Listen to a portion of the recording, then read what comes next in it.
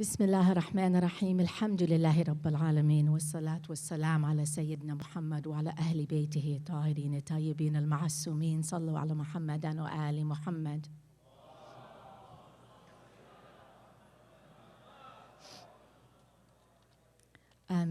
I'm not a traditional speaker, and in the style that I usually have, I like to humanize things, so I'm going to ask any sister who has a Kleenex in the front row to please hand it to me because I'm still tearful from the video and I just need something in my hand, please, any one of you. Thank you so very much, everyone, and again, congratulations to UMAA, respected scholars, our ambassadors, Assalamu alaikum wa rahmatullah. For those of you who don't know, thank you so much. We were on the phone about UMAA 14 years ago. Many of us who are in this room remember the first conversation, and here we are 14 years later, year after year, alhamdulillahi rabbil alameen, passing the baton from generation to generation in our Shia community to make UMAA happen. It's very special that you're here. It's very special that you've taken your time. I'd like to thank our moderator in advance. So I've been asked to speak about the topic, which is engaging societal systems for change. That's the overarching topic, engaging societal systems for change. And then specifically, my role is how do you empower yourself to impel societal change? I have to tell you, this was a little hard for me.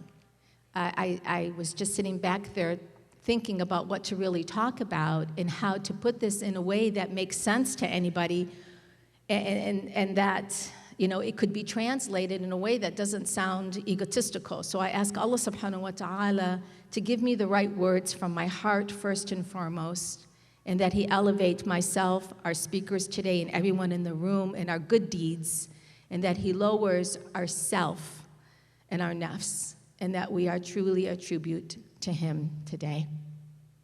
Having said that, I would like to say that I want to speak to you about this video as part of the middle part of this discussion. So how do you do this? How is it that you can have societal change? Like, what's the formula? How does this work? In every convention or conference, people are, after you speak, people come up to you and they say, you know, Sister Najah, I want to do what you're doing, and I have so much passion, and I don't know what to do with it, and I don't even know how to get started, but I really want to serve. I hear that a lot. And I do believe that within every single human being that Allah subhanahu wa ta'ala has made, there's a purpose. Allah is not a creator that creates without purpose. So there is something that you can do. So how does this work? I'm going to talk to you about the self and then the system. What has to happen at the self level and at the system level in order to bring about change? And is it that I'm special and I can do this? No, it has nothing to do with that. It has to do with a very deep understanding and reflection of who we are and the big question. And the big question is why? That's always the first question. Why? If you can't get the why, you cannot get anything else.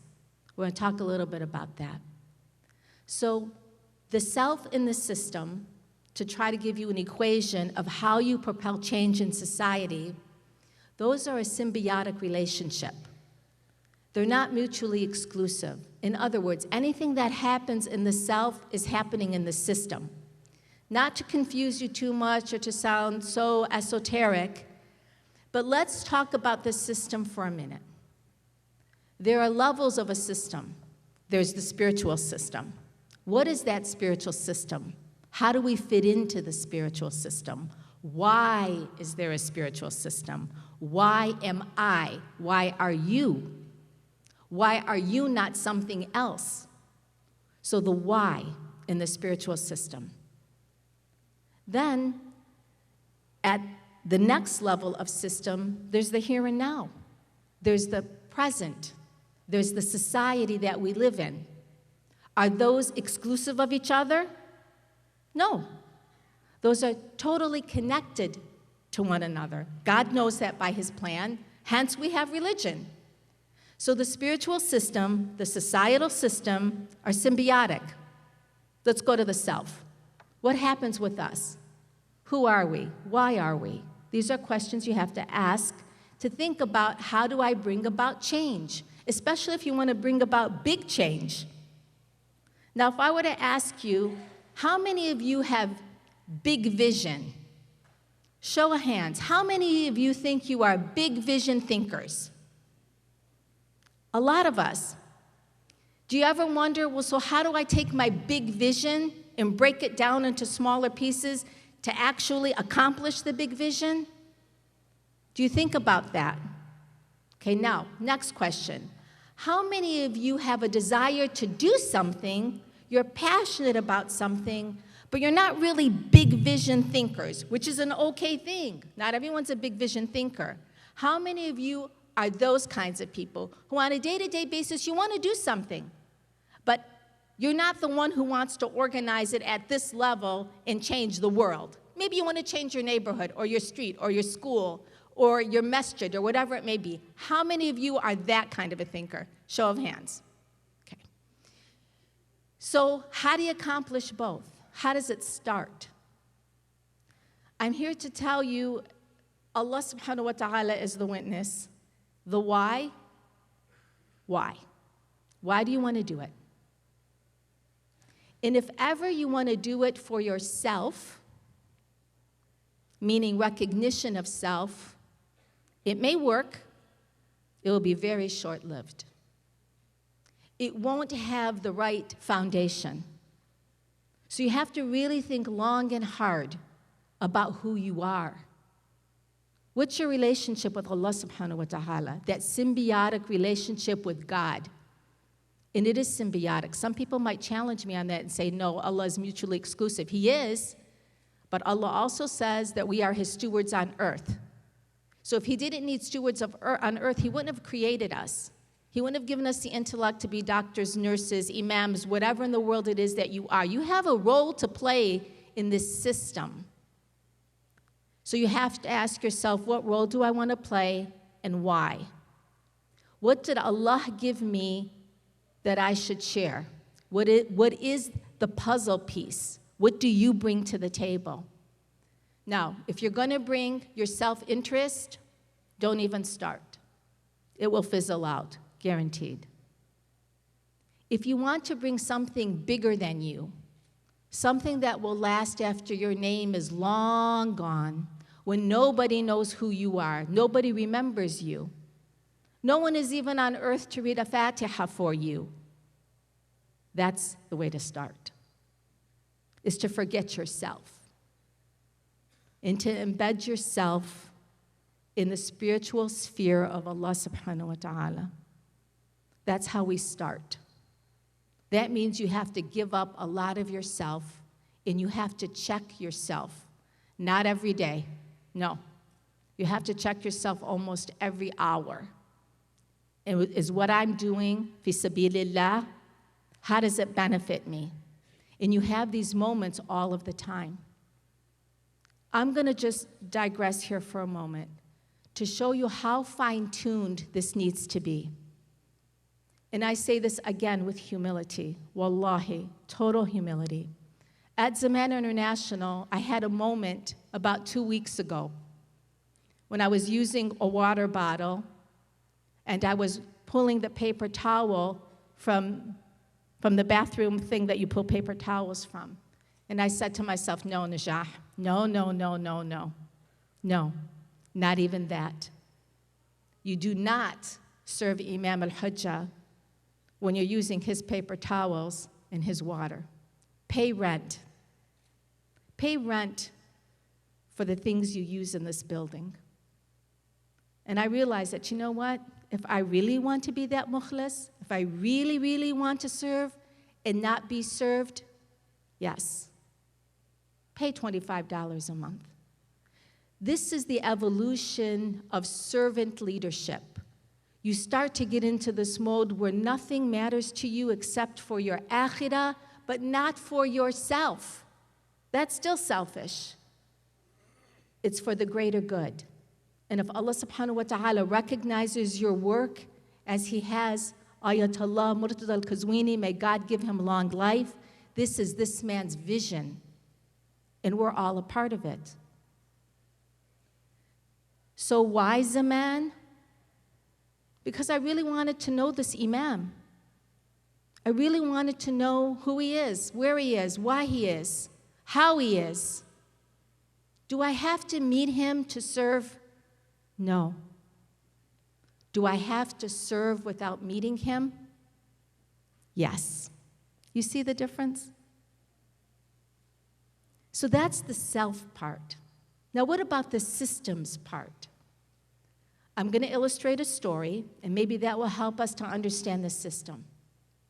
As a nurse, and please keep my time, as a nurse, I was in a situation that's on our website where I was giving a lecture to labor and delivery nurses about Muslims and the way Muslim healthcare practices and beliefs affects us when we have children. There was all kinds of problems in the hospital. Why are the grandmothers staying? Why is this? How come these mothers don't take care of their babies? Why are their mothers taking care of? All kinds of things. Why are they reading the prayer in the ear? Why? And much of it wasn't positive. So I was giving the in-service, and while I was giving the in-service, I could see a nurse who had a cross on her. Her name is Teresa, in the back crying, and she was the one who had organized this particular in-service. I don't know Teresa. I just know she organized the in-service, and I went to speak. After the in-service, she continued to cry, and she invited me, crying, to go down into a hallway and to follow her, which I did, and I swear to you, it was like a scene out of a movie. She took me down a long hallway in the hospital, opened a door, down another corridor, to the point where we got to this room that looked like a pathology room, like a surgical suite. Nothing in it. There, she has a total massive breakdown, begins hysterically crying, and I'm like, I don't know what's going on.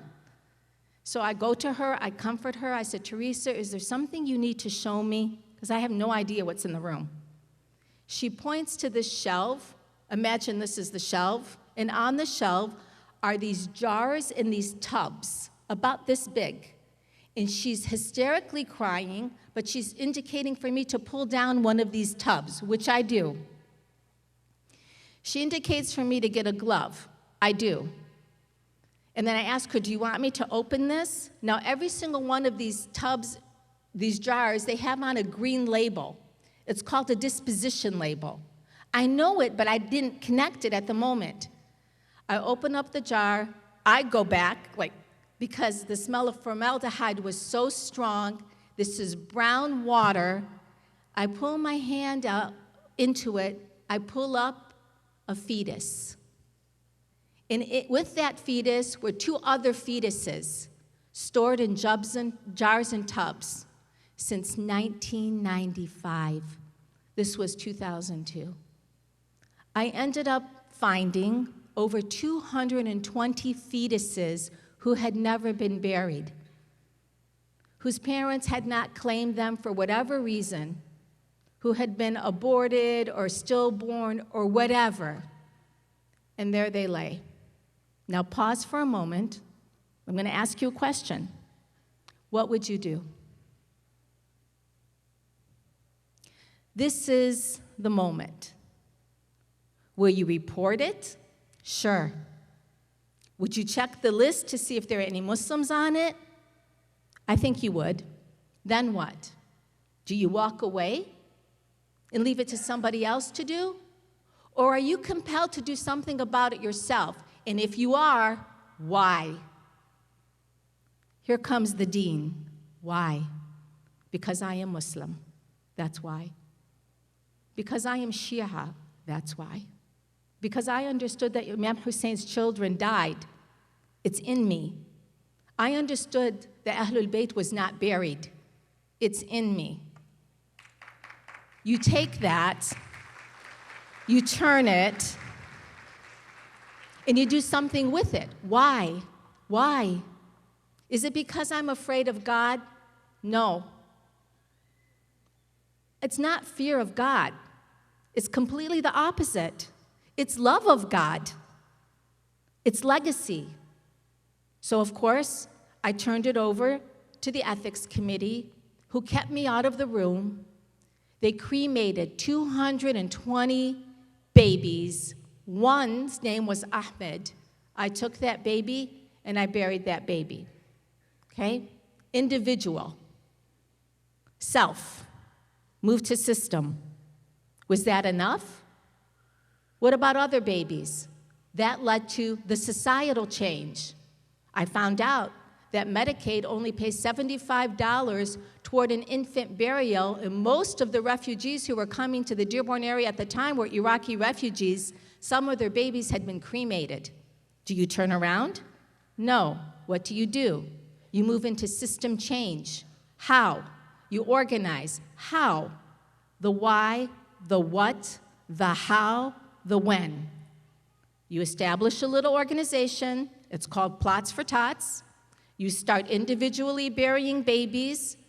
No problem, nice and small. You go to the next level. You buy a cemetery, the only Muslim baby cemetery in the United States of America. Plots for Tots under Zamana International. And now you bury many babies. What does that do to the society? What does that say? What are we saying as Muslims when we have enough intention, dignity, honor, respect to fund infant burial? Children who have no voice, you become the voice for the voiceless. This is systems change.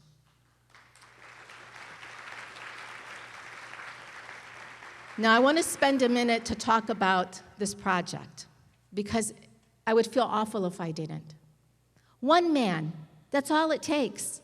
He had a heart attack.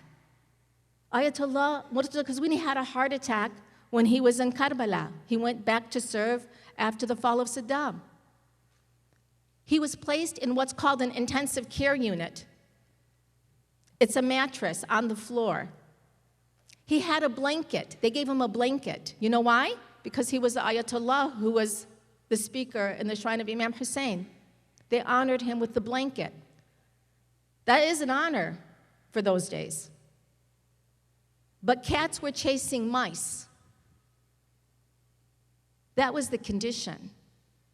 His children brought him to the United States, and he took a vow. He vowed to Allah that if Allah gave him life, not because he wanted life, he's always ready to go. If Allah gave him life, he would build a hospital in Karbala that would serve the people of Karbala, and that would be a shining example in devotion to Ahlul Bayt. And he called the Imam al-Hujjah Hospital in the land of Hussein. Wow. Here we are 8 years later. He had zero money. But what did he have? Iman. He knew how to conquer the self and marry the self to the system. And here we are, a board that's helping to build a hospital. I want to tell you something, and I tell you as your sister and as your mother, do not miss this opportunity to be a part of this project. Imam Ali alayhi salam says, when something leaves your mouth, a need, and you hear it, the responsibility is on you now because you heard it. We, the board, are passing this responsibility from the founder and the family and the board to you. I ask you to circulate that video, global launch, in the name of our awaited one. I can talk for hours about the self and the system. I love this stuff. But again, you make your daily dua that it's never about you. And ask Allah subhanahu wa ta'ala to elevate you in your deeds, to make you who He wants you to be, not what you think you want to be. I had that mistake for the first 20 years. And then after that, ask Him to lower you in self, lower your ego, take it away from you, so that you're never in the equation.